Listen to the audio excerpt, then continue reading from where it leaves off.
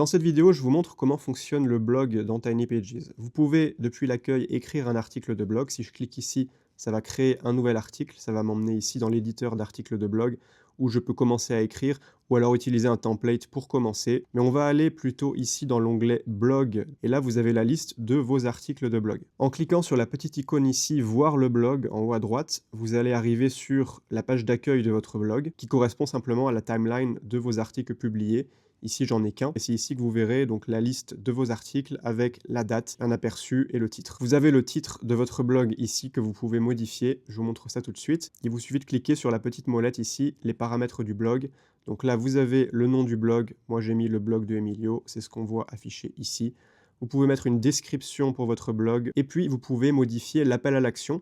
Alors ça, on le voit dans les articles. Ici, je vais cliquer sur cet article. Donc là, l'article est ouvert. Vous voyez un petit peu le contenu, vous pouvez mettre des titres de plusieurs tailles, et à la fin, vous avez ce bandeau « Tu as aimé cet article, entre ton mail pour ne pas rater les prochains ». Et ça, vous pouvez modifier cette phrase dans les paramètres du blog, juste ici, comme je vous le montrais, l'appel à l'action.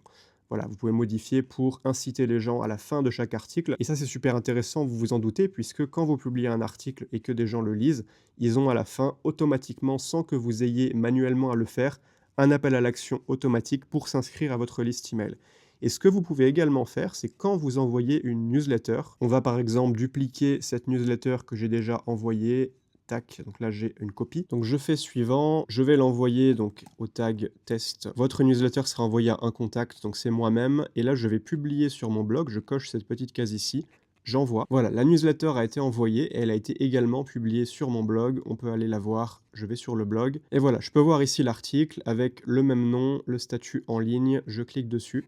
Et là, on voit que l'article est exactement le même. Si je vais le voir en ligne, on a mon article avec le titre, donc je n'avais pas pris la peine de modifier, le contenu qui est exactement le même que la newsletter, et puis ici à la fin, l'appel à l'action pour que vos lecteurs en ligne viennent s'inscrire à votre liste email. Donc si vous n'avez pas encore de compte Tiny Pages, que vous voulez le tester gratuitement, en plus du blog, vous avez aussi votre site, vos pages, vos produits, quel que soit le type de produit numérique, envoyer des newsletters comme on l'a vu, séquence email automatisée et bien plus. On est en train de rajouter de l'IA pour vous faciliter au maximum la vie. Tiny Pages, c'est l'outil le plus simple que vous trouverez avec le moins de complexité technique, c'est pour ça qu'on l'a créé. Vous pouvez créer votre compte gratuitement en cliquant sur le lien en description et commencer à tester tout ça pour voir si ça vous correspond.